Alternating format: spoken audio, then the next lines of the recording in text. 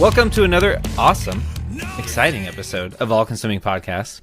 On this episode, we got to sit down with the band Meadows and talk about their new album, Familiar with Pain. Yeah, and they're so fun. It was such a great interview. Awesome guys, down to earth, got to talk about their album, about their background, and it was super cool. I am so excited for our listeners to hear this. Yeah, it's a good one. So without further ado, sit back, relax, listen to an interview.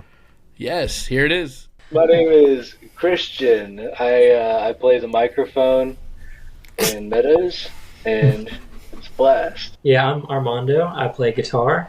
And my name is Stone, and I also play guitar. They fight over it. They fight over it. Yeah. Who gets to play the guitar at each show?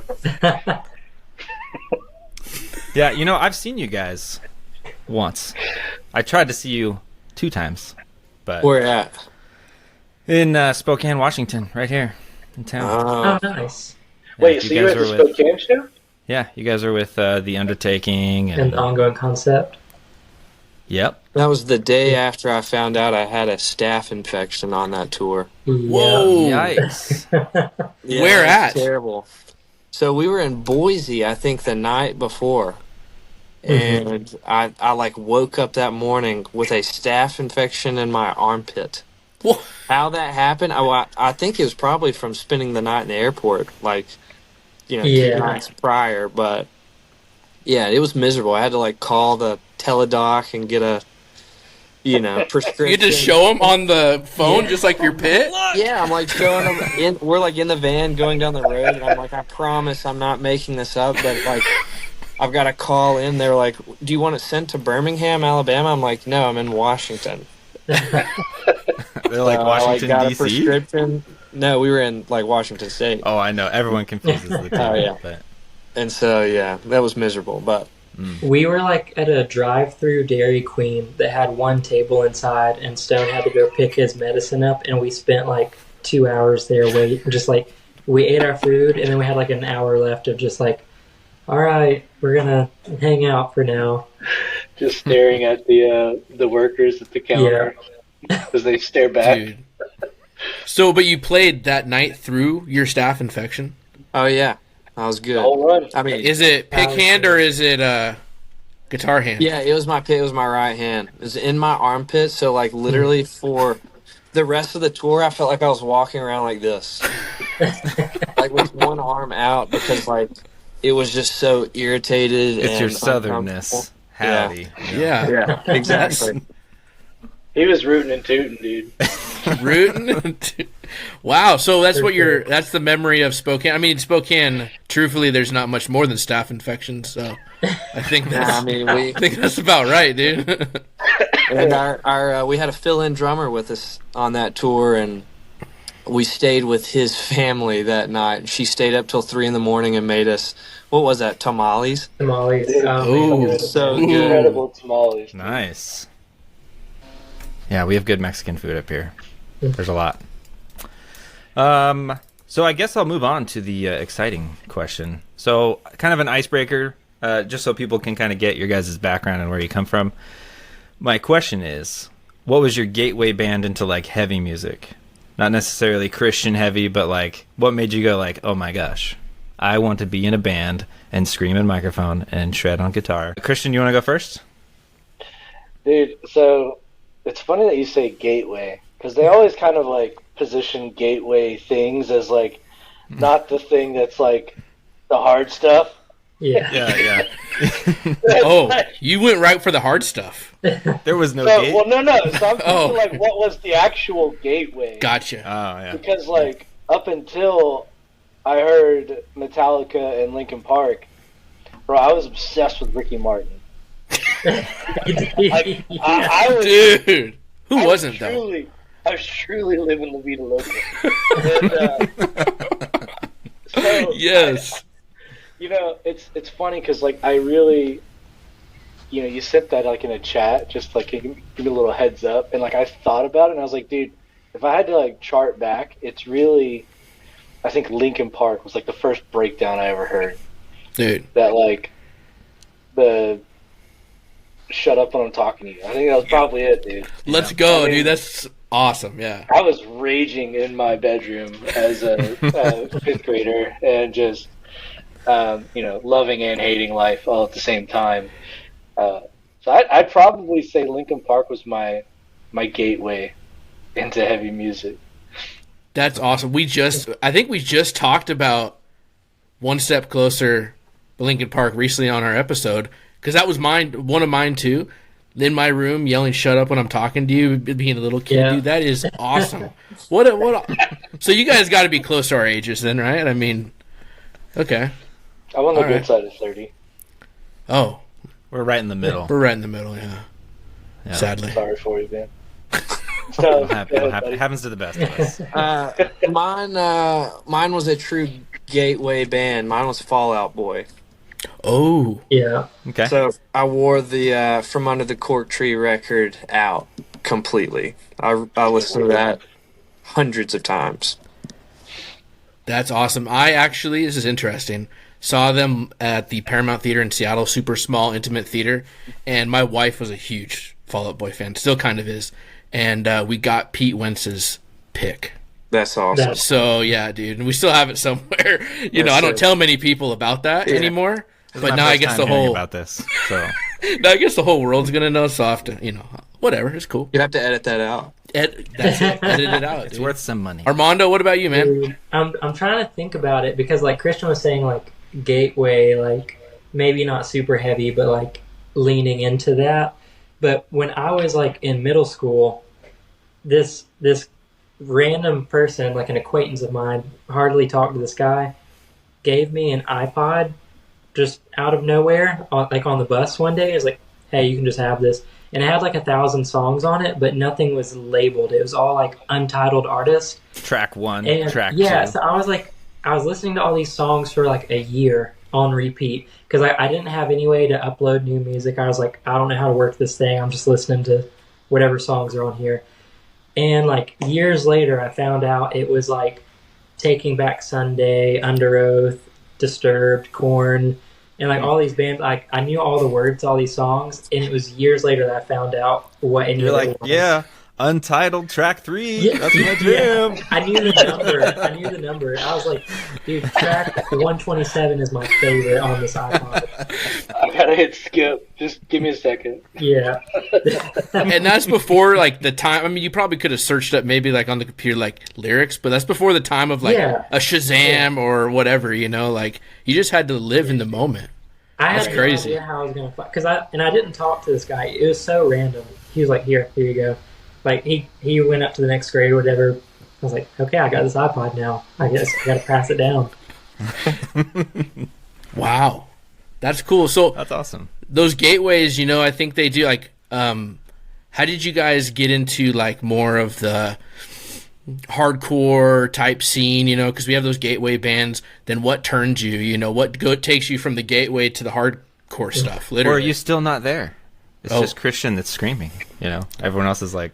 Well, no, there's tasty riffs and breakdowns, Gary. It's beautiful. I think for a lot of us that are our age and that are in our scene are going to pretty much point to Under Oath at some point. Yeah, for sure.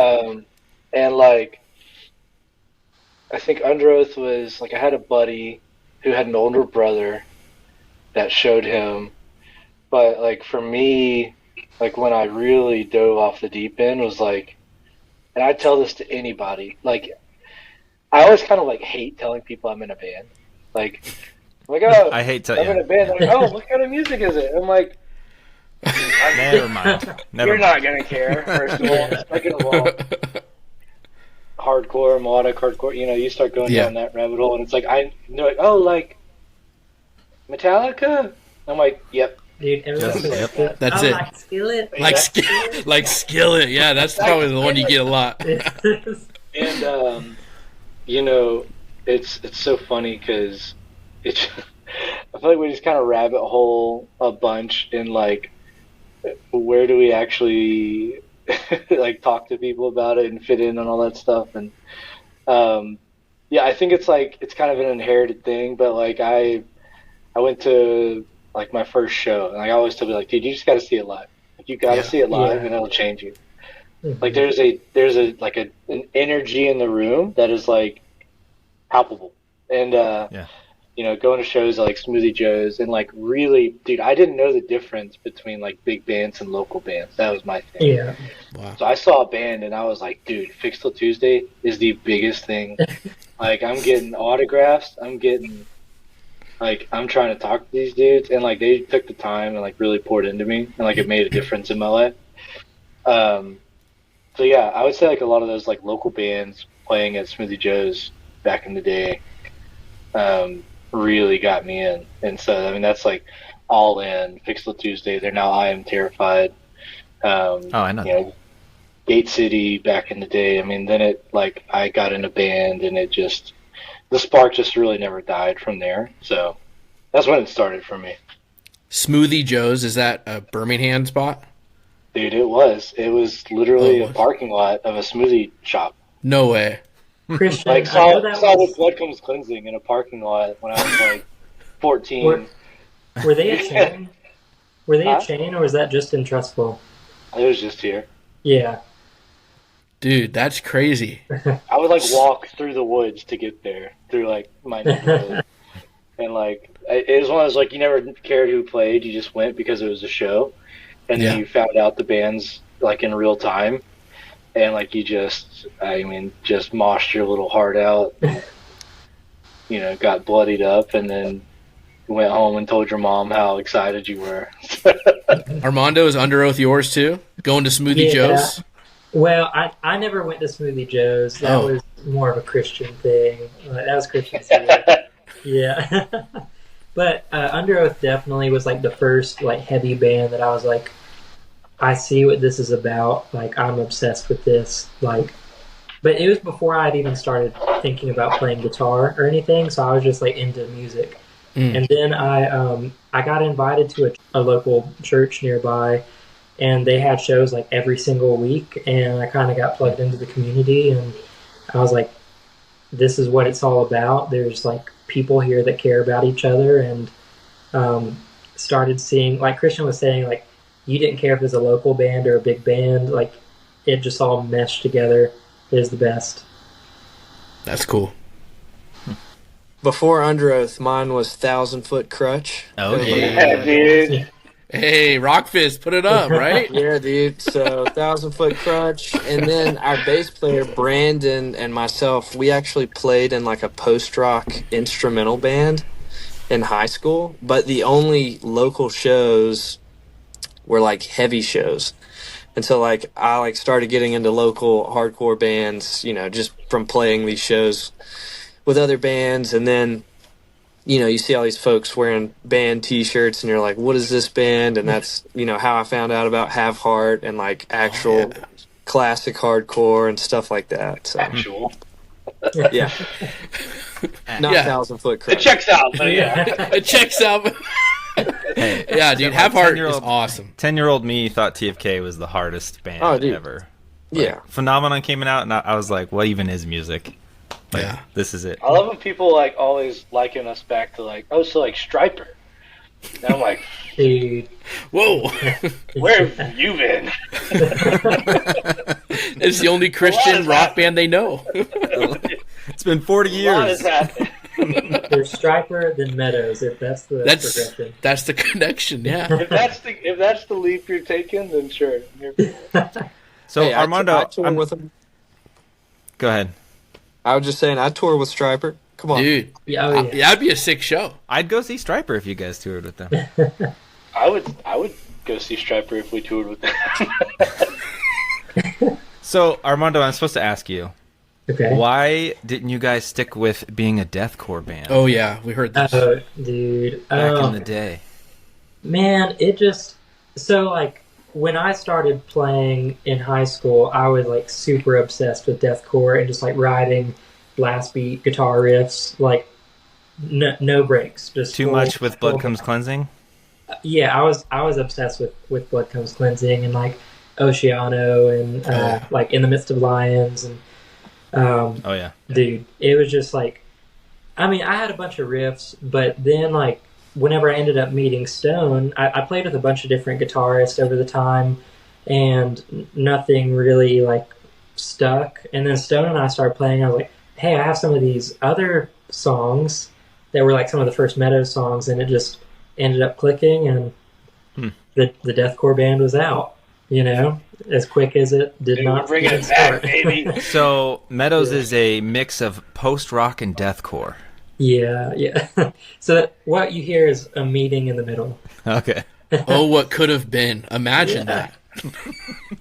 You got pig squeals in you, Christian, or no? Like, Brian, none of that? You got that Don't Wears Prada shirt on, because that's like, Yeah. that was all I did before Meadows. Was like, Oh, yeah.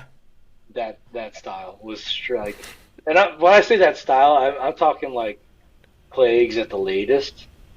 Oh, yeah. Oh, yeah. Dude, yeah. I remember when I first heard Plagues, and that actually changed my life. I was at Warped Tour and heard it, and it was killer, man. Like, I thought it was the heaviest thing, and it still kind of is pretty heavy, dude. It's awesome. Dude, it Awesome. holds up. Yeah, holds up. Yep. Well, let's jump into Familiar with Pain, which, man, we've been doing these core value episodes, and every week we kind of listen to the new music coming out, and so we got to hear every single as it was released, and it was so awesome. And one thing that we hated, like, the worst part about it is, like, when we were listening to the Meadows song, we really wanted to listen to it, so we didn't have any dialogue ever during the songs, it felt like, because we were just, like, wanting to listen, you know? We're just like, Wow. That's really cool, you know? And so we're absolutely, just want to say, blown away by this album. It's been phenomenal. Can't stop listening to it. So we appreciate and love what you guys are doing and the direction you're going. It is awesome. Thank you so Thank you much. so much. Yeah. And so with that, I have a couple questions for you. I want to know, I always like to know what do the you think you band's what the band's like favorite song is, because usually like my favorite song doesn't ever line up with the members of their favorite songs, which whatever. But so I'm interested to know, each of you, what is your favorite song off the album and why? Yeah, we always go to shows, and Tyler complains that they're only playing their popular songs. You know, and Why he aren't they hates all playing the those ones. song that I like? No, it's all So, about me. It's what Christian, it how comes about down you to. go first? Dude, I it's really funny, and I think some of the other guys might, piggyback on this thought. But 39 Times really became a favorite of ours. But that is absolutely, without a doubt, 100%, unquestionably, the most labored over song on the record. Oh, Yeah.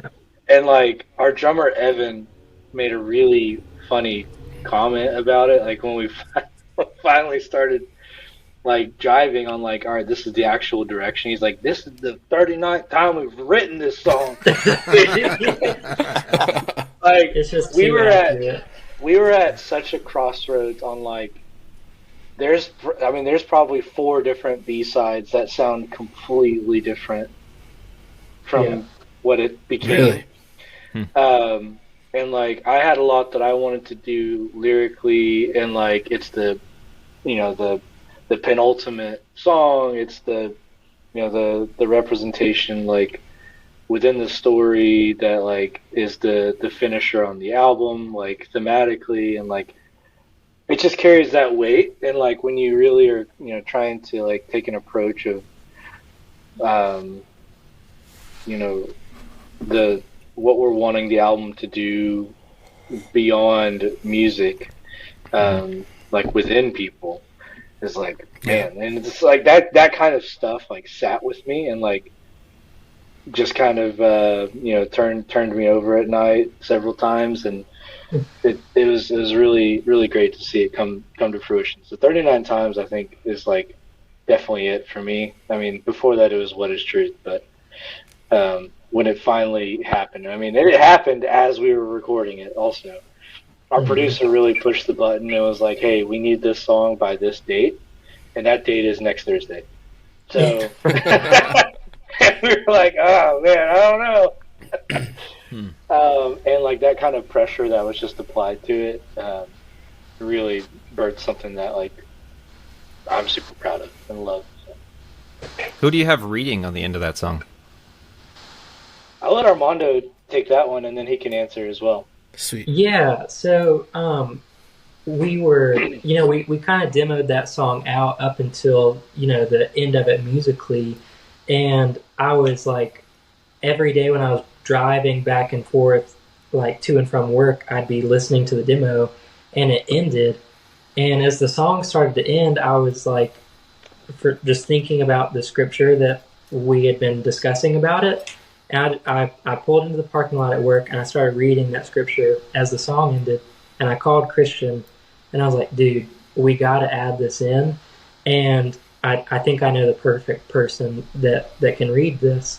And there's an older gentleman named Brother David that was a pastor at my wife's home church. And he actually spoke at mine and my wife's wedding back in the day. And he just has this, this voice that just carries and commands what he's speaking. Yeah. So, I ended up reaching out to him because he lives like an hour away from us. And like, we're like, okay, this was when we finally figured out it was going to happen. We had like 2 weeks to get it done, and we were trying to schedule everything out, and it ended up working out perfectly. But he's a very special person to me personally, and hearing that every time, it just, I can feel it. Yeah, that part of the song, just like as soon as he starts talking, like man, it hits you. You get like goosebumps, and like, man, you start to get emotional, and then building into the last song. Ugh, jeez. Thanks a lot, guys. Yeah, yeah. You guys, I might have said this before, but you guys do a really good job. It feels like you put a lot of effort into every single piece, right? From the music to the lyrics to the space that you allow. It definitely has the effect that you're going for, I think, because I've never, when I listen to a Meadows song, I've never left without feeling something, right? And I feel it. Sometimes gotta wait in the car a little bit before I go into Walmart, so people don't think something's wrong with me. But hey, I definitely feel something. So it's awesome. It's what music like I love most about music for sure. Dude, that means a ton, but it's definitely been like a labor of love for all of us. And like we've put our absolute all into every song up into this point, even with our last records. But this is, every bit of it definitely does have intention. But kind of going back to the favorite track for me personally, I have such a difficult time picking one, and it's been almost different every single week because like I 100% agree with what Christian had said. So I feel the same way about 39 Times.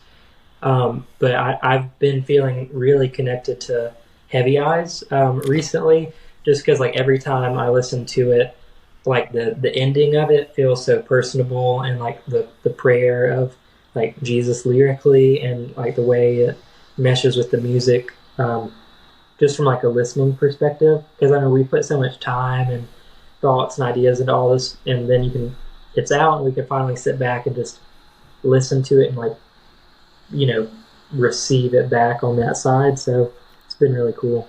Awesome.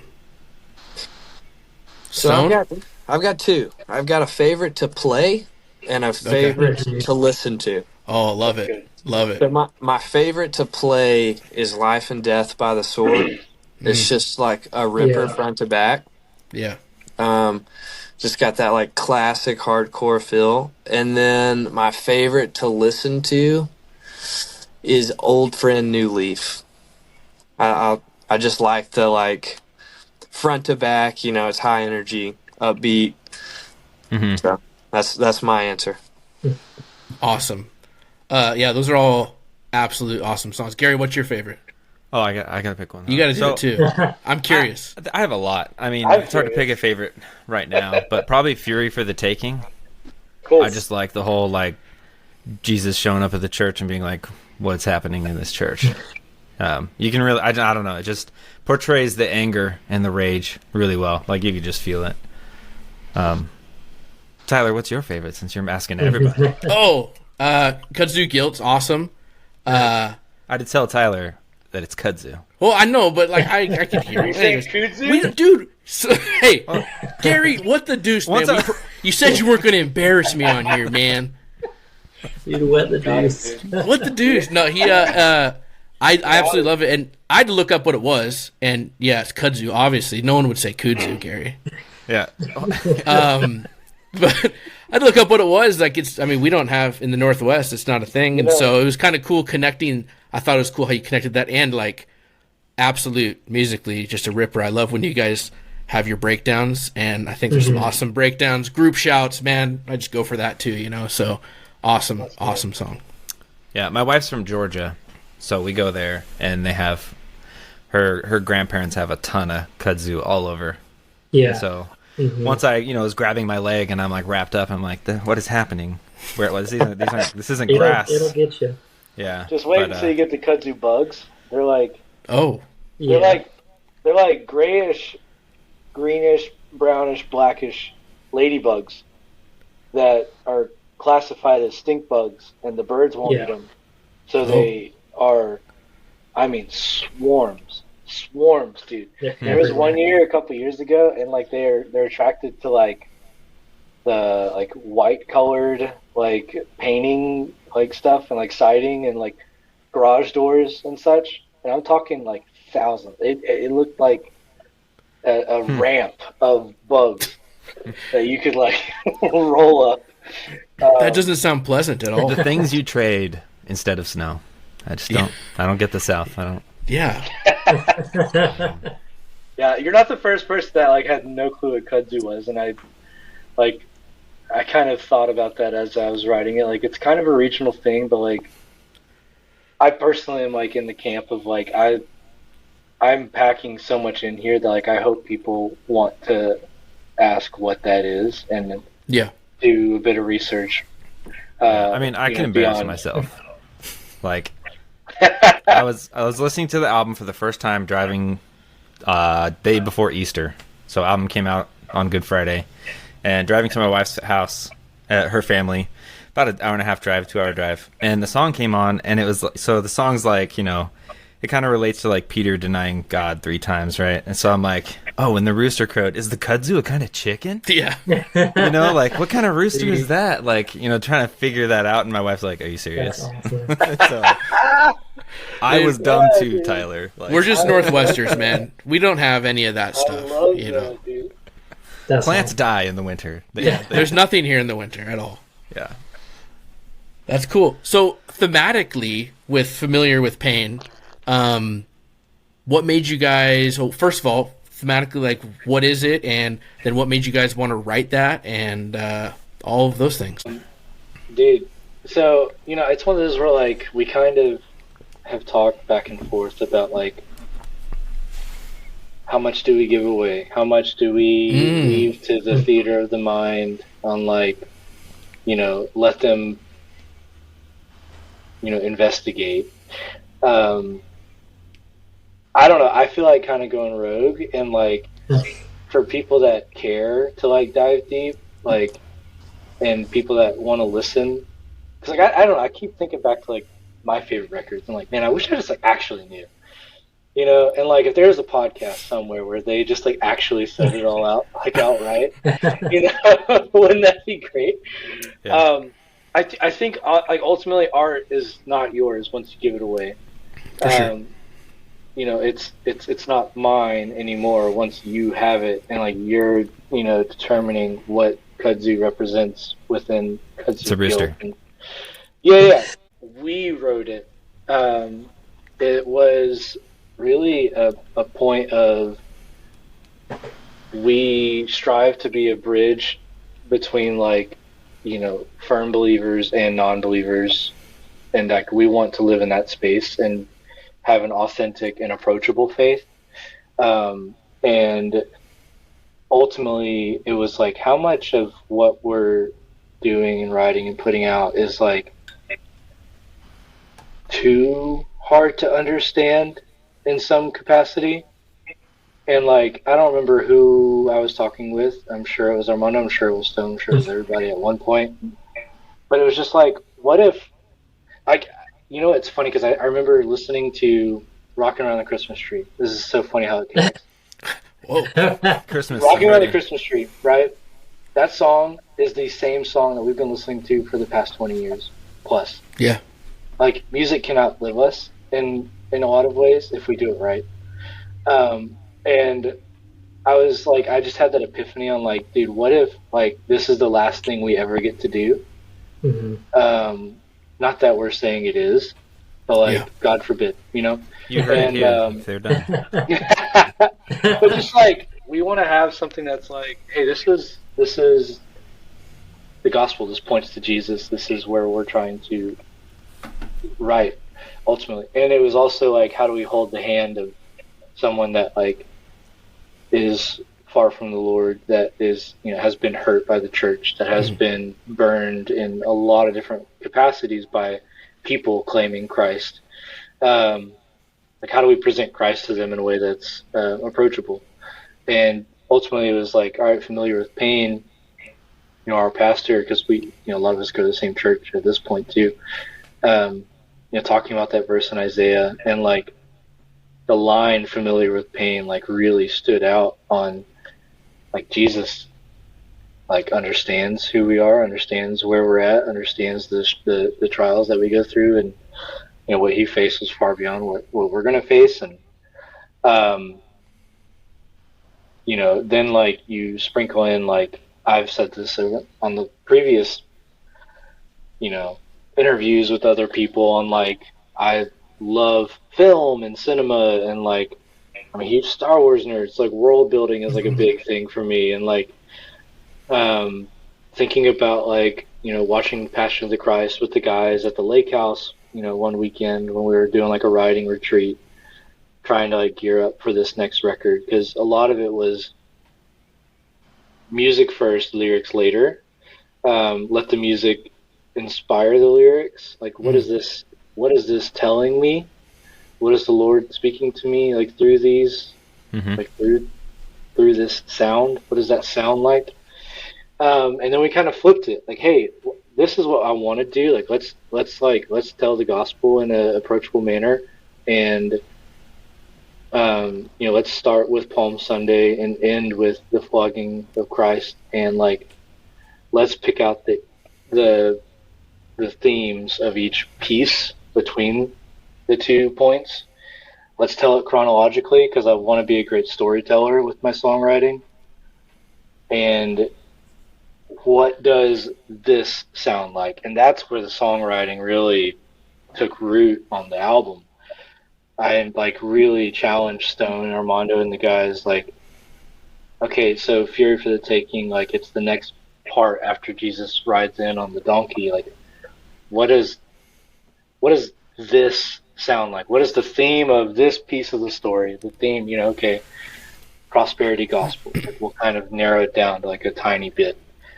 What does that sound like? And it was like, and it kind of goes through like the bass groove at the beginning. Like, it's like a marching, like it's like it's, and Armando had a great point. Like, can the music tell the story without the lyrics in some capacity throughout? So that's kind of where, I mean, just to lay it all out there, that's where we've been writing towards with this record, and like where our heart's been at, and like what we want to do with it beyond that. And it's been a blast. It's been a very challenging. Yeah. Very challenging too, because like, you know, there's the Theo bros are gonna come after us if like something's not lining up right, and so like we would have Bible studies like a lot of Saturday mornings, and like we spend a lot of time reading, just scrutinizing ourselves and the way that we were approaching it lyrically and musically, just to make sure that we were approaching the right themes that we were wanting to capture, and also making sure that we were hitting these like major themes chronologically, as well as like the smaller details, and like, okay, we're going to do a deep dive on this subject, and make sure like where are we like starting and ending within each song on the record. That's awesome. Yeah, that's actually why we have you guys on here. We have some theological problems. Yeah, we're Theo bros. Nice. This was a bait and switch. No, you guys, absolutely not. No, it's awesome. Yeah. Stone, anything to add on that, or? No, I mean, I think Christian really, wrapped it up in a bow really nicely. But I will say, and piggyback a little bit off what he was talking about,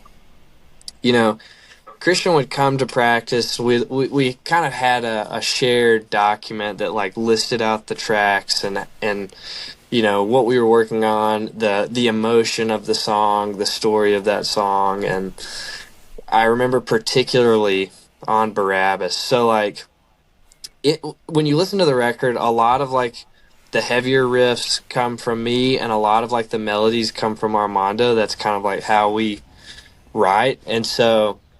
Barabbas specifically, like I was riffing on this song for weeks, and Christian would come to practice and he's like, dude, it's just not the emotion we're trying to convey. And so I just remember so many times he would like point me back to like, hey, this is what's going on. Like there's an angry crowd like trying, just like really like putting us mentally in these stories that we've read hundreds of times, and that challenged me a lot as a musician, and really I think it helped us produce a great product and a great end result on all these tracks. It was a really cool way to like try to not make each song sound so similar either, because we were trying to capture the emotion of the theme of the subject for whichever one, and it really helped us to I feel like diversify the sound across each song. Absolutely. For sure. I think too, like, so in those days and also after, like we love that so much, how it world building, like you were saying, Christian, like you built that world and it was like so cool, like we felt like we were like discovering things, like ourselves, and it was like kind of cool, and we're like, we loved it. And when we did the episode on it, it was so cool. And so we kind of were like going in, like not expecting that, but like expecting it. And so every time we hear a song, we're trying to like, oh, is this Jesus's like end Barabbas days? was first, and we're like, all right. Okay, here we go. What's next? Because we're trying to, dig deep into it. And so, I mean, I guess we speak for everybody. We really like how much depth is in everything. So that's cool, man. Really cool. Yeah, and kudos to you guys. Even on that last podcast, like I remember texting the guys in a group chat, being like, "Yo, oh they caught this, oh they caught that." Yeah, a lot of that back and forth. We were all just like cheesing over it, man. So Tal and I spent days studying.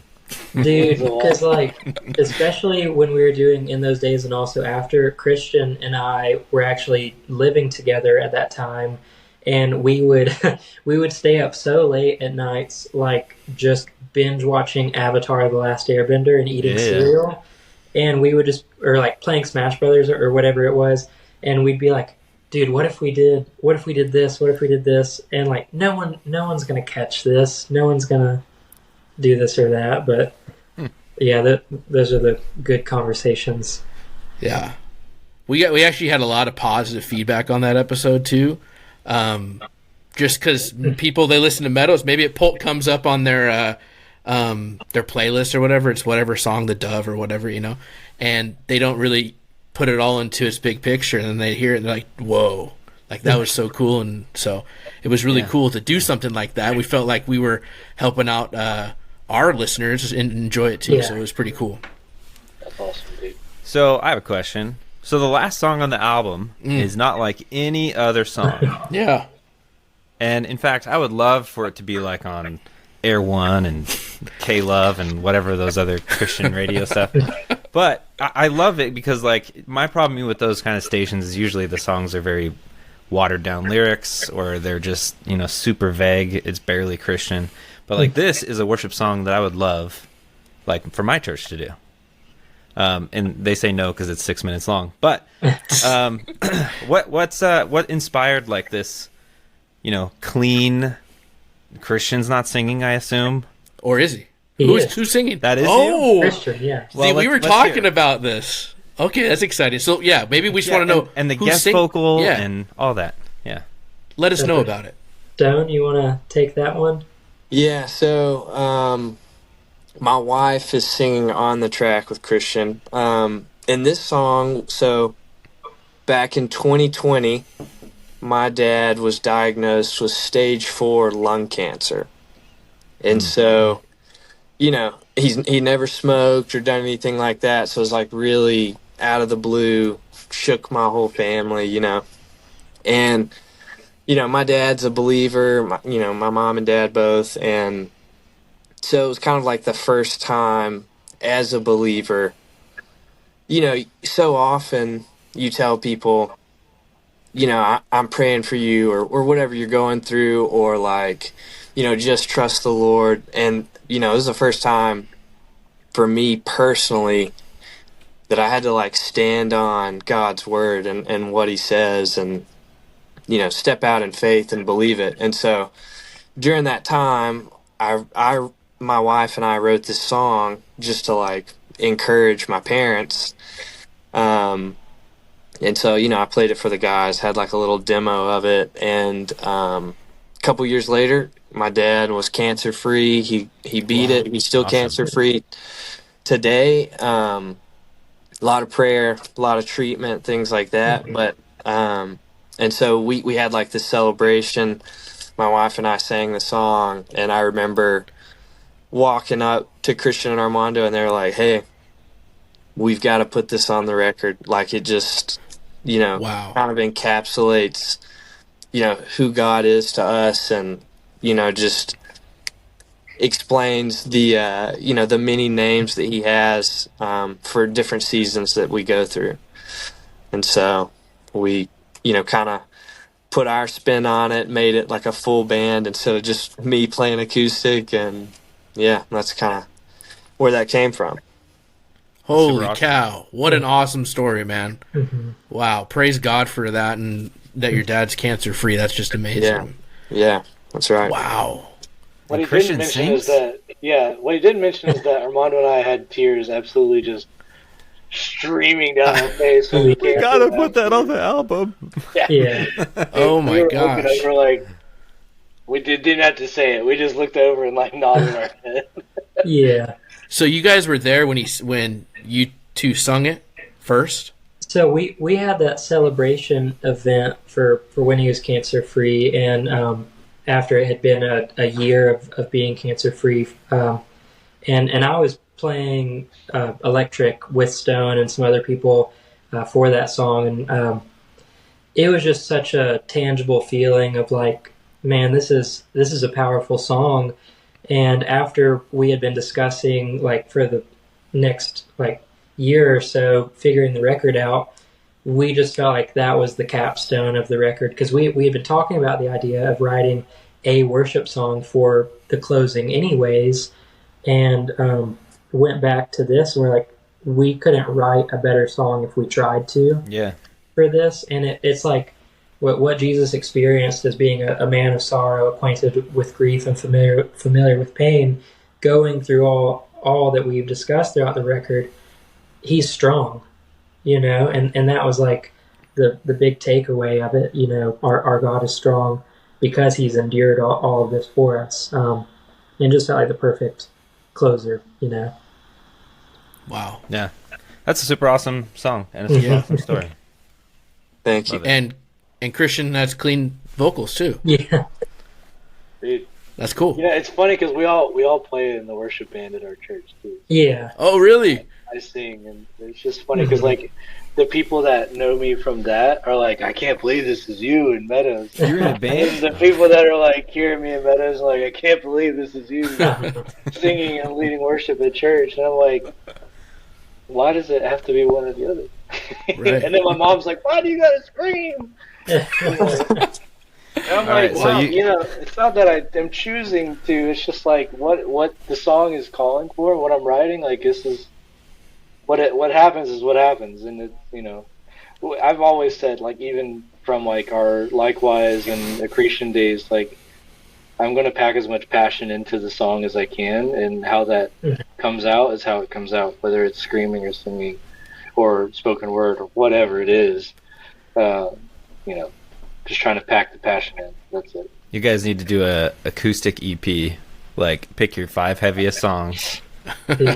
Do Barabbas acoustic. Don't tempt me, man. I'll do it. Before we move on to, we didn't say it, but the worship song at the end of the album is called "My God Is Strong." So awesome song. What a way to cap off an album too. So we really thought that was cool, and it was definitely something we want to talk to you guys about because it's so different than what we've heard on previous albums. So awesome. Here's a question for you guys. If you could tour with any band Besides Striper, because we already know that's like numero uno, to hell with the devil. I'm out. Right? I'm out. What band would you guys tour with? Would be like the dream? Do they have to be Each of active? you. No, we can bring them back. Dude, it's the era. It's the era of these bands coming back, anyways. Right? You guys were at Furnace Fest. You know what's up. Man, They're coming back. bring back Me Without You for me.